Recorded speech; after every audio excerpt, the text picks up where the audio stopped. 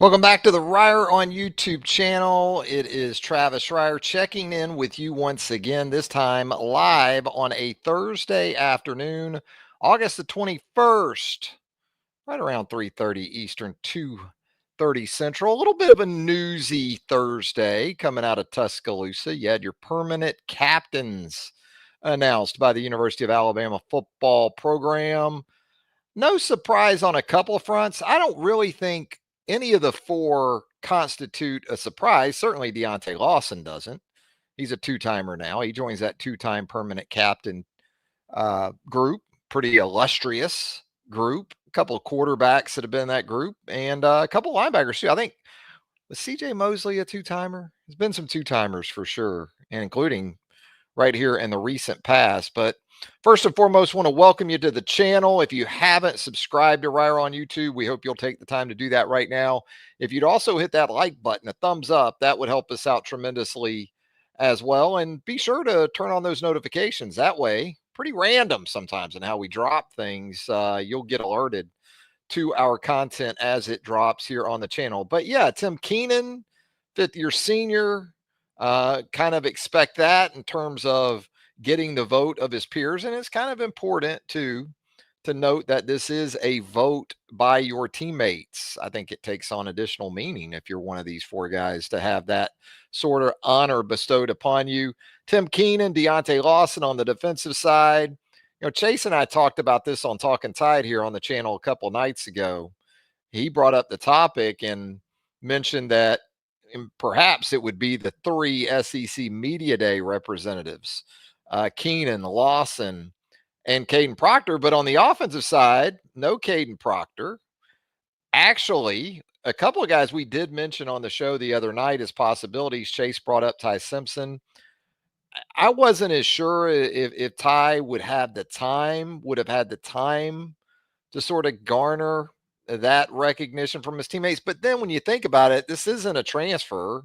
This isn't a first or even second year guy. This is a vet who has been around. So he has certainly had the time to sort of make that impression on his teammates. And now that he is the starter, it certainly makes a lot of sense for him to get that designation. And then also, a guy I brought up on Tuesday night here on the show was Parker Brailsford, the Washington transfer. So when you think about these four captains, three are what I would call grassroots guys, guys that Alabama recruited, guys that Alabama has developed.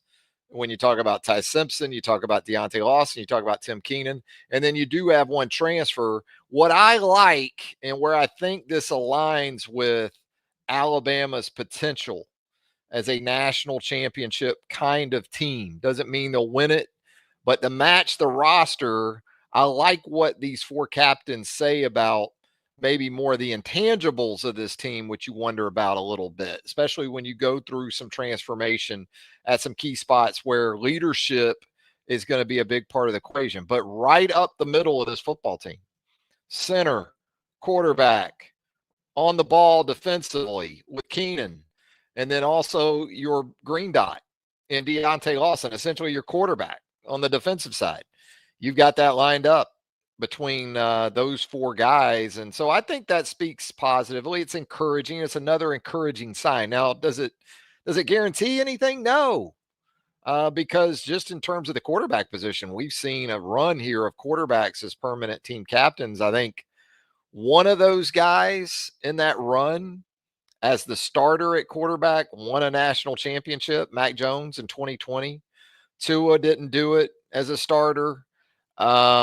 Milroe didn't do it as a starter. Bryce did not do it as a two-time captain as a starter. Now, Bryce and Jalen did win Southeastern Conference titles. That's the thing about this run that Alabama's been on. It's national championship or nothing, it seems like.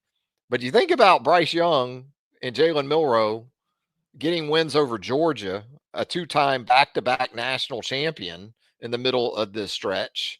It's pretty impressive, but it just kind of gets overlooked. But again, I think it is a good sign.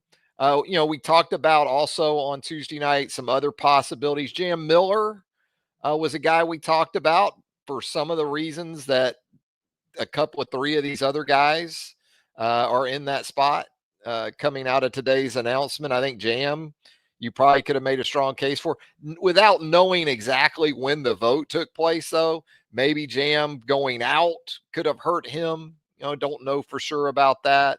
Caden Proctor was an interesting guy because into what Chase was talking about and we talked about here on the show, you can connect some dots a lot of years when you've got SEC media days representatives and more so under Saban, December, it would kind of align with your permanent team captains, but not so much for Caden. And look, Caden, he probably hasn't been in the mix enough when you talk about a team vote. That would be my guess. I mean, because after his freshman season, this guy actually left Alabama and came back.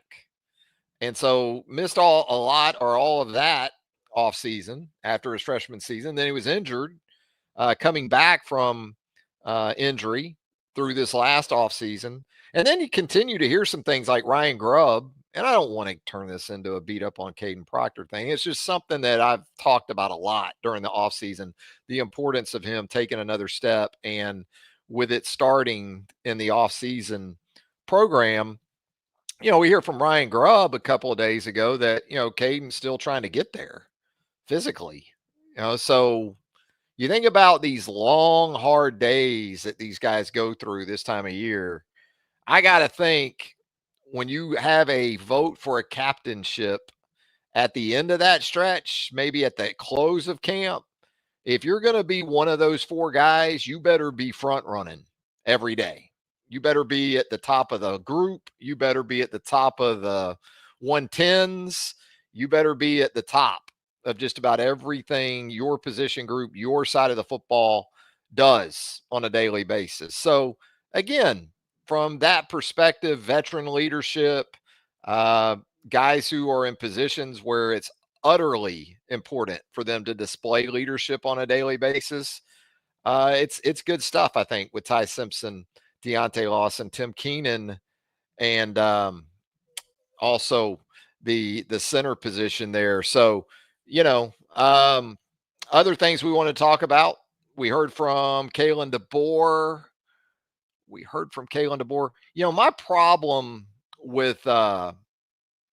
My problem with Parker Brailsford is I always want to say Darian Dalcourt.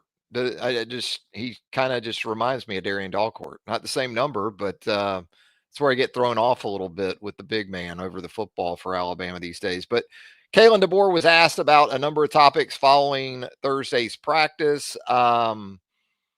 Talked about some of the initial preparation for Florida State. We kind of anticipated that either today or in the very near future, and it sounds like that has gone into full swing. And we've talked on the channel a little bit about Florida State making some wholesale changes, kind of those changes at the coordinator level that you make before you make a change potentially at the head coach level. That's what Florida State's working on right now. Gus Malzahn obviously highlighting that, but the Noles also going through a change defensively to a 3-3-5. A lot of different personnel for Florida State on both sides of the football. Hopeful that the approach from 2 years ago, when that was a team on the cusp of making the college football playoff, only to come up a little bit short, can kind of rekindle that portal magic. But so the preparation begins in earnest. And then, kind of on some injury fronts too, Kalen was able to get on record about Jam Miller, said he was going to be week to week at this point, definitely, or in all likelihood, out for Florida State. Jaden Roberts, you're starting to put on doubtful sort of watch for Florida State because of the concussion protocol and the extended stretch that he has dealt with that. And also because, you got a couple of guys that it feels like they think they can count on in Cam Dewberry and Gino Vandermark. So that's going to be interesting to continue to track. Good news from Kalen and also Kane Womack yesterday, I guess, with James Smith having returned to practice. And then the kicking situation. And we heard it from Kalen DeBoer again today, man, when he talked about, Connor Talty, and had a great day today. And as we know, that was over at the practice facility. That wasn't in the stadium. Apparently, it's been more of an issue for Connor Talty when he kicks in Bryant-Denny Stadium. I guess the good news on that front is Alabama doesn't open in Bryant-Denny Stadium. They open at Doak Campbell in Tallahassee. So, maybe it's more of a Bryant-Denny thing right now for Connor Talty than just anywhere else. Just kick anywhere else. Now, of course, we know eventually you're going to have to come back to Bryant-Denny Stadium, but maybe Alabama goes to Florida State. Connor has a good game in a stadium setting, and we see him go from there. So more talk about Connor Talty, more talk about Blake Dowd in all likelihood. Going to be your starting punter, taking over for James Burnip. Had a James Burnip sighting over the weekend with the New Orleans Saints against our Jacksonville Jaguars. But, Dowd, Colorado School of Mines, and had a pretty good average out there. Veteran guy, not at this level, but it sounds like he's on an extended stretch here of late, the last week or two, that he's been more in line with that nearly 47 yards per punt he averaged at his last stop in 2024. And we talked about it before, a little difference in altitude when you're looking at the Colorado School of Mines in Tuscaloosa, Alabama. DJM checking in, offers up a Roll Tide roll. Thank you, DJM. Thank you for tuning in. If you got any questions, comments, thoughts, go ahead and throw them up here in the chat. We're just kind of spitballing on a Thursday afternoon, again, talking about the captains that have been elected by their teammates at the University of Alabama. Guys right up the middle of the football team, guys that are critical in terms of leadership and intangibles, quarterback, middle linebacker, and then a couple of war daddy types, right, on the ball. Tim Keenan defensively, and then Parker Brailsford when you talk about the offensive side of the football. What else did we hear from Kalen DeBoer on Thursday that maybe we wanted to touch on? Jalen Mbakwe is always an interesting topic, and the continued development of Bach now on the offensive side of the ball, and there's always that sort of wild card with him when you talk about the return game.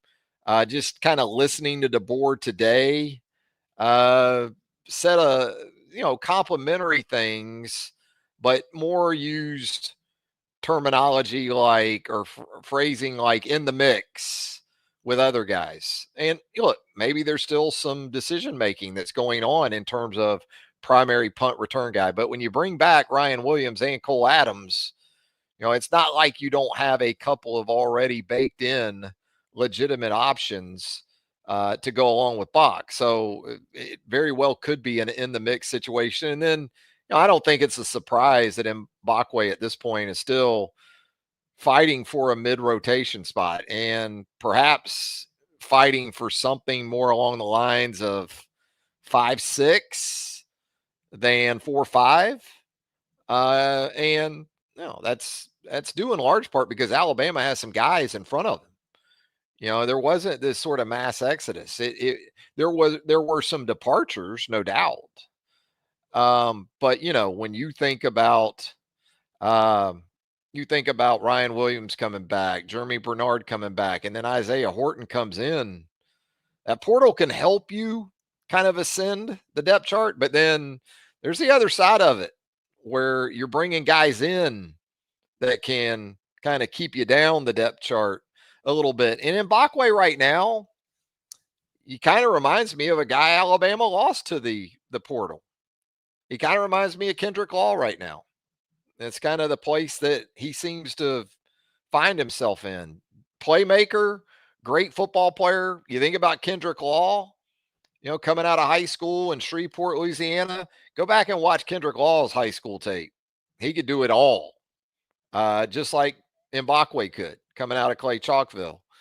The thing with Kendrick was he wasn't a natural receiver, but he was still a guy that you wanted on the field as much as anything because of physicality that he brought and his willingness and his ability as a blocker. And you could build in touches for him. You could get him on the jet sweep. That's kind of what I envision for Mbakwe right now. If we see him in a game situation, if I were Florida State and I saw Mbakwe on the field on August the 30th and there were pre-snap motion involving him, my edges would be on alert for jet or fly sweep or whatever you want to call it. Or maybe you throw it to him out in the flat, do some things like that. Uh, really talented football player, still trying to cement himself as a positional player in the Southeastern Conference. And you can be immensely talented, but it's still probably going to take you a little bit of time and no guarantees for sure. Just look at the situations we outlined right there. Some other stuff from Kalen DeBoer here on a Thursday. I had some stuff I wanted to get to. I need to work on this note process that I do here. We talked about the injury situation, and how some of that's going to impact this team potentially. I thought, Kalen was asked about an area of the team that maybe has taken the biggest step, has made the biggest strides. And he went into linebacker talk, but he was talking about Nakai Hill-Green. He was talking about Deontae Lawson, which to hear Kane Womack yesterday and then Kalen sort of reaffirm it today, nothing short of amazing that Deontae Lawson, after an ACL in mid-November of last season, to hear Womack and DeBoer talk, this guy, it doesn't sound like anyway, against Florida State is really going to be on much of a pitch count. Does that mean that Womack and the staff won't still build in reps for, say, Nakai Hill-Green, assuming Justin Jefferson is the off-the-ball linebacker against the Seminoles? No, I'd actually anticipate seeing Nakai Hill-Green regardless, because as much as anything, as we've seen from Kane Womack and we've heard from him even here in the last week or so, if he feels like he's got guys that are starter caliber, he's going to put them out there. And he talked about that with Dejon Lee today too. And I thought it was interesting that he also mentioned with Damani Jackson that, there had been some time missed, and there was. Damani missed some time, but Damani's at a point in his career, in his development arc, that 4 years kind of into it, you would think missing spring wouldn't be that big of a deal, or being very limited even in the offseason for a returning starter, a veteran starter coming back at a position. I think it's, again, just that Lee is going to be too good to keep off the field, right? And combine that with Womack's approach and his willingness to sort of rotate capable guys in there. I think that's as much of what it's about than probably anything else. And again, Deontae that's just pretty amazing when you think about it. And even with today's medicine, today's technology, to be in that sort of place. And, Kane talked about it yesterday too, that Deontae changed his body a little bit going into this season and going through this last off season. And even the first, I guess, practice watch along we did here on the channel for fall camp a couple of weeks ago now, I guess.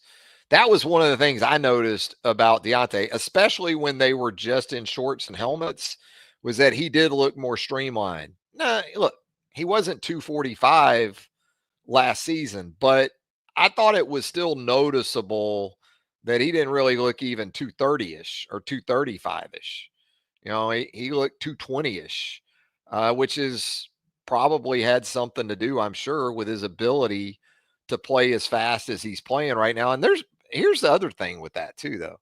There's the mental side of that thing, that coming back from that kind of injury, there's a lot of guys that they just can't cut it loose because of the mental aspect of it. So apparently that hadn't been a problem for Deontae, and the bonus that you get with him coming back, not only in terms of on the field production potential, but then also, what you're getting with a two-time captain now. It's all over this football team. After last season, if you would have told me that the captain options would be what they are today, I probably wouldn't have believed you, because then I would have had to have believed that, guys like Jeremy Bernard were coming back. You could have mentioned him, like Brailsford, really. Brailsford's coming back. Keenan's coming back. Now, Lawson's coming back in large part, sure, because of the injury. Demonte Jackson coming back. That type of fourth, fifth year type of experience. That's another good thing, obviously, for this Alabama football team. If you don't have any questions or any more comments, Hans Friesen, where you at, Hans? That sounds like maybe Hans and Franz. He's here to pump us up, Hans. Hans may be checking in from Austria or something over there. Who knows? But we do appreciate you, Hans, and we appreciate each and every one of you for chiming in. Just wanted to jump on for a little bit, talk about the captain selection process. Tonight here on the channel, we'll have more college football talk. Brent Beard will join me, and we'll go around the Southeastern Conference. We'll talk some Southeastern Conference football with my great friend and longtime college football analyst, Mr. Brent Beard. We'll do that. We're anticipating a 9 o'clock Eastern kick for second helping tonight here on the channel. So that's another part of the Reier on YouTube channel that you might want to check out if you haven't already. And again, hit that notification bell, hit that subscribe button, pound it, and hit that like button as well if you don't mind. That would help us out. Travis Reier, again, thanking you for joining us right here on Reier on YouTube. Have a great rest of your Thursday. And again, join us tonight for second helping right here on Reier on YouTube. So long, everybody.